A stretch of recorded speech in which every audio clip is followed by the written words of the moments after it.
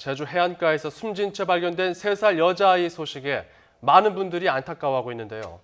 아이 엄마 행방이 여전히 묘연한 가운데 숙소에서는 번개탄을 피운 흔적이 발견됐습니다. 아이의 사망 원인은 익사로 전해졌지만 아직도 풀리지 않은 의문점이 많습니다. 이 사건 최단비 변호사와 함께 짚어보겠습니다. 안녕하십니까? 안녕하세요. 제주 여자아이 사망 사건 미스터리, 그 뒤에 숨은 진실은 무엇일까요? 주제어 보시죠.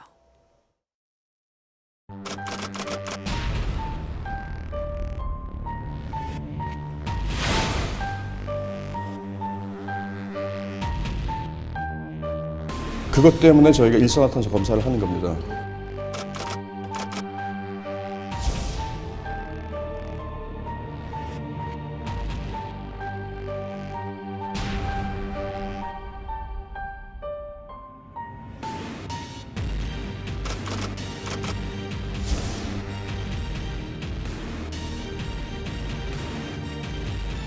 전형적인 어떤 익사폐 소견이 나타나고 있어요. 장시간 물속에 있었다는 근거는 확실합니다. 일체 외상은 없습니다.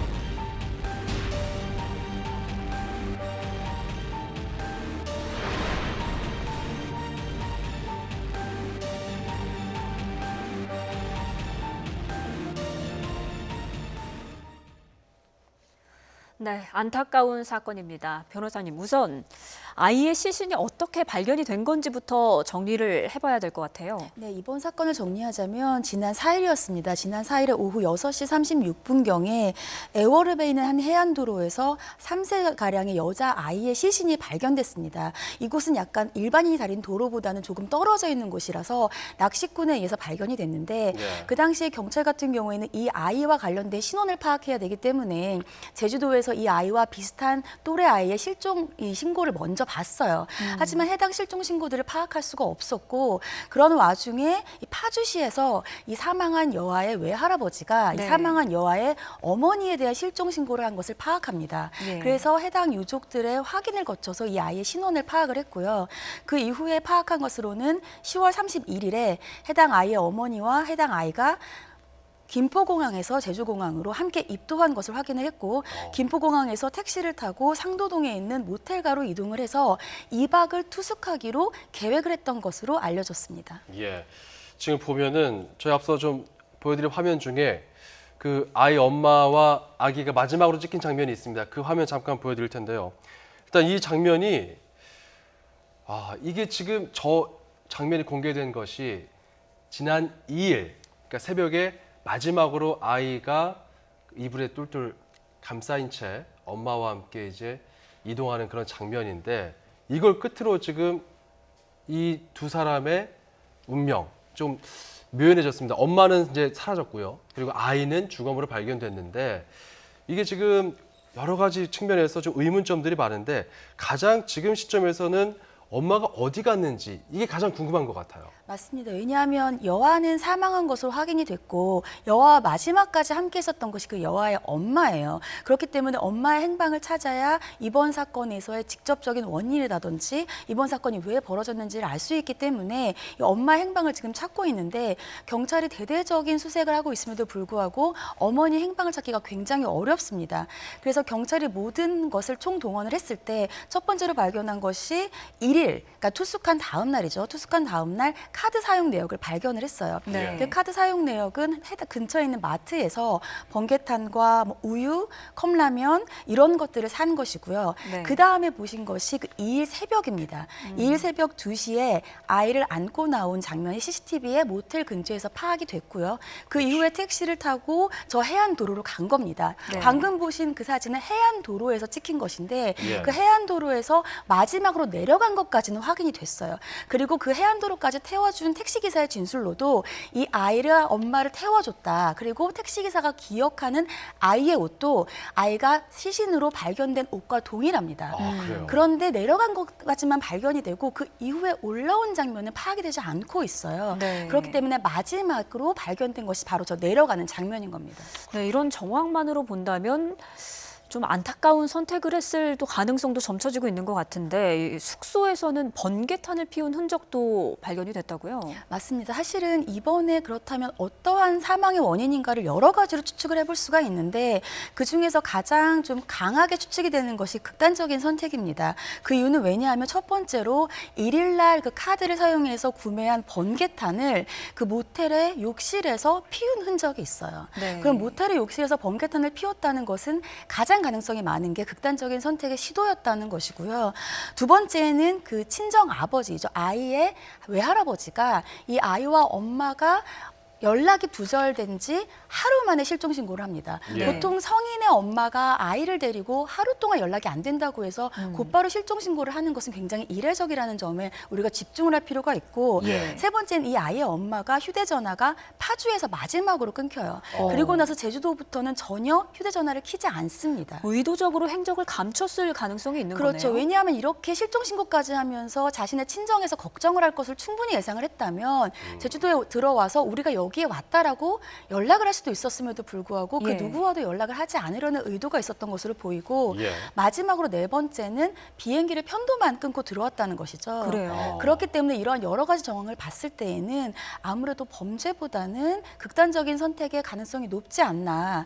그리고 범죄를 우리가 추정해 보기에는 2시 새벽에 나간 시간이 새벽 2시 50분경이에요. 그렇다고 한다면 이렇게 어린 아이를 이불에 감싸고 해안도로로 이동을 했을 때에 과연 예를 들자면 낮입니다. 낮이거나 아니면 좀 석양해지거나 이러한 시간이 아니라 아주 새벽 2시 54분이다라고 했을 때에는 이것이 관광이라든지 아니면 다른 의도라기보다는 좀 우리가 예상하고 싶지는 않지만 극단적인 선택의 가능성이 더 높지 않나 이렇게 점쳐집니다. 네, 근데 그렇다면 왜 굳이 제주도까지 갔을까요? 그런 여러 가지 것들이 사실은 좀 의아해요. 하지만 아무래도 파주 같은 경우에는 본인이 친정 부모님들과 함께 살고 있었고 어떠한 본인의 여러 가지 고민들을 그쪽에서 극단적인 선택을 하기에는 친정 부모님들에게 어떠한 정신적인 그런 부담을 드릴 수도 있고요. 그렇기 때문에 본인과 아무 연고가 없는 곳으로 이동을 했지 않나 싶습니다. 예. 아직 단정하긴 이릅니다. 하지만 여러 정황상으로 봤을 때 1차적으로 확인된 사안들은 있습니다. 경찰의 이야기부터 들어보시죠. 여아 변사에 대한 이제 사안은 지금 해경에서 맡고 있기 때문에 아마 그쪽 부검 결과에 따라서 예컨대 뭐 목조림이라든가 이제 아까 뭐 구입했던 그 번개탄 이런 부분이 있었죠. 그런 부분이 어떤 흡입된 어떤 부분들이 있는지 이런 그 여부들을 통해서 타살 여부라든가 폐나 이런데 물이 차 있다든가 이렇게 되면 또 우리 입수라든가 이런 부분을 또 이제 같이 판단해야 되기 때문에 그런 부분들 위주로 부검 그 결과 여부를 저희들이 지금 기다리고 있는 상황입니다. 그 아이의 몸에서 일체 외상은 없습니다. 그러니까 어디에 뭐 맞았다든지 구타를 당했다든지 이런 외상은 전혀 없는 상태고요. 아이가 갯바위에서 발견이 됐는데 장시간 물 속에 있었다는 근거는 확실합니다. 사인에 대한 부분인데 몸 속에서 그 전형적인 어떤 익사폐 소견이 나타나고 있어요. 부패는 전혀 진행되지 않았고 그래서 지금으로선 사망 원인에 대해서 익사 가능성이 매우 높다 말씀을 드릴 수가 있고요. 뭐 성폭행이라든지 여하니까 그런 거에 대한 근거는 전혀 없습니다. 외상이 전혀 없는 상태였고. 그 번개탄이 흡입한 흔적은 전혀 없던가요? 그것 때문에 저희가 일산화탄소 검사를 하는 겁니다. 그래서 지금 일산화탄소를 흡입했을 때 나타나는 소견들이랑 예를 들어서 찬 바닷물에 있었을 때 나타나는 소견들이 굉장히 많이 중첩이 돼요. 겹쳐요. 그래가지고 그걸 분명히 육안으로는 감별할 수 없기 때문에 저희 보조적인 검사를 하는 겁니다. 그래서 혈액에서 일산화탄소 검사가 들어갈 겁니다. 네, 이런 일산화탄소 검사 등은 이제 국과수로 넘겨서 자세히 이제 분석이 될 거고요.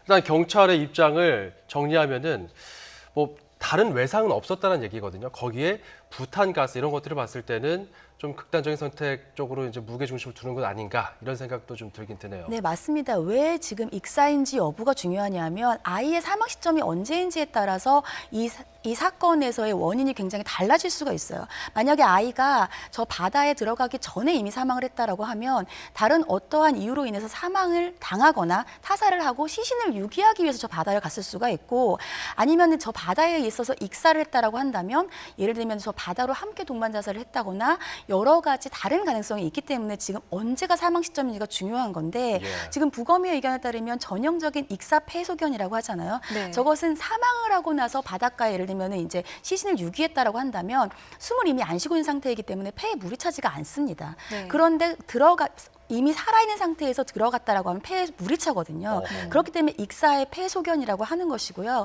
근데 저것만으로는 이제 분명히 사망의 원인과 직접적인 원인을 파악할 수가 없기 때문에 지금 앞서서 부검의가 말씀하신 것처럼 더 자세한 2차적인 검사를 하겠다. 지금 2차적인 검사로 알려진 것이 플랑크톤 검사, 또 독극물 검사 그리고 일산화탄소 검사인데 플랑크톤 검사 같은 경우에는 익사의 폐소견과 거의 유사해요. 예를 들면은 폐에서 플랑크톤이 발견이 되면 예. 그것은 익사를 했다라고 보는 것이거든요. 그렇기 때문에 좀 더 자세하게 분명하게 이제 직접적인 사망 원인을 보겠다는 것이고요. 약과 독극물 검사라든지 일산화탄소 검사 같은 것들은 그 전에 예를 들면 극단적인 선택에 어떠한 시도가 있었는지 같은 것들을 파악을 할 수가 있어서 이 범행의 경위 등에 대한 어떠한 결정적인 증거를 또 볼 수가 있습니다. 네. 그렇기 때문에 더 구체적인 사망의 원인과 범행의 경위 등을 파악하기 위해서 2차로 국과수에 가서 이 부검을 하겠다 이런 결과를 밝힌 것으로 보입니다. 예. 네. 그런데 또 한 가지 또 의문이 마지막 행적이 용담동 해안가였는데 아이의 시신이 발견된 건 그 안에 15km가 떨어져 있었던 애월읍 해안가란 말이죠. 그렇다면 아이가 사망을 한 뒤에 거기까지 좀 물살에 따라서 내려갔을 그런 가능성이 또 있는 건가요? 그렇게 보이고요. 전문가들에 따르면 좀 가벼운 시신은 이 육지 쪽으로 온다고 합니다. 근데 지금 아까 보신 것처럼 사망을 부검의가 2일 정도로 추정을 했어요. 근데 우리가 지금 발견된 것이 4일입니다. 그렇기 때문에 거의 이틀간의 기간이 있고 그 물살을 따라서 왔을 가능성이 있고요. 또 지금 제가 제일 앞서 말씀드렸지만 처음에 이 시신이 발견된 곳이 사람들이 다니는 도로가 아니라 낚시꾼들이 내려가는 원래 도로보다 한 20m 떨어진 이런 바위 있는 곳이에요. 그렇기 네. 때문에 시신이 점점 파도에 휩쓸려서 이쪽 해안 도로 쪽으로 오지 않았나라고 현재 경찰은 추정하고 있습니다. 예. 자, 법적으로 보면은 이제 변호사시니까 여러 가지 그 사람들의 사연들을 많이 보실 텐데 이 사건에서 만약에 이제 아이 엄마에게 집중해 보면은 우리가 보통 뭔가 좀 평소와는 다른 선택을 할 때 돈 문제 혹은 관계 문제 등으로 움직이지 않습니까? 어떤 점을 이 상황에서 지금 현재까지 나온 정황들로 좀 추론할 수 있을까요? 제가 아직은 정확히 여러 가지 정황들이 다 나오지 않았기 때문에 섣부르게 추정하기는 어렵지만 현재까지 언론에서 밝혀진 것을 봤을 때에는 이 아이는 이 엄마와 함께 어머니의 친정집에서 살고 있었습니다. 그렇기 네. 때문에 이제 아빠가 없는 상태였죠. 그리고 엄마 입장에서는 본인의 친정집에 이제 같이 살고 있는 입장이기 때문에 여러 가지로 고민이 많았을 것으로 추정이 되고요. 거기다가 친정 부모님에게도 알리지 않고 이렇게 몰래 예를 들면 휴대전화까지 다 끄고 아이와 함께 제주도까지 왔을 때에는 아무래도 여러 가지 사연들이 있었겠죠. 그렇기 때문에 이러한 극단적인 선택을 하지 않았나 싶은데 예. 아직은 결정된 바가 없지만 만약에 지금 경찰이 가장 무게를 두고 있는 극단적인 동반 선택이었다고 한다면 많은 지적이 있었던 것처럼 아이는 부모의 소유물이 아니기 때문에 참 그런 점들이 안타깝게 느껴집니다. 이 사안의 진실을 파헤치기 위해서는 그 2주 뒤에 나올 여러 2차적인 검사 발표를 봐야 될 것 같은데 이걸 토대로 좀 국면이 새롭게 달라질 수도 있나요? 글쎄요. 사실은 1차 부검 소견에서 이미 익사의 폐소견으로 보였고 결정적인 그 사건에서의 동기라든지 그것을 밝혀지는 것은요. 2차 부검이라고 보면 저는 어머니의 행방. 예를 들면 어머니가 생존했는지 사망했는지 아니면 사망을 했을 때 그 어머니의 것. 왜냐하면 범죄가 아닌 것으로 지금 점점 가능성이 높아지지만 사실 아이에게 타살의 흔적이 없다고 해서 그것이 반드시 범죄가 아니라고 단정할 수는 없습니다. 네. 왜냐하면 아이는 지금 저항을 할 수 있는 나이가 아니에요. 그렇기 때문에 어머니의 생존 여부라든지 어머니의 그런 여러 가지 것들을 봐야지만 그렇죠. 더 그 직접적인 범죄의 원인을 알 수 있을 것 같습니다. 누군가가 네. 제3자의 어떤 외력으로 인해서 두 사람이 옮겨지고 우리가 모를 모종의 사건에 또 연루됐을 수도 있기 때문에 여러 가능성을 열어두고 2차 결과를 좀 지켜봐야 될 것 같습니다. 최단비 변호사님은 여기서 보내드려야 할 것 같습니다. 고맙습니다.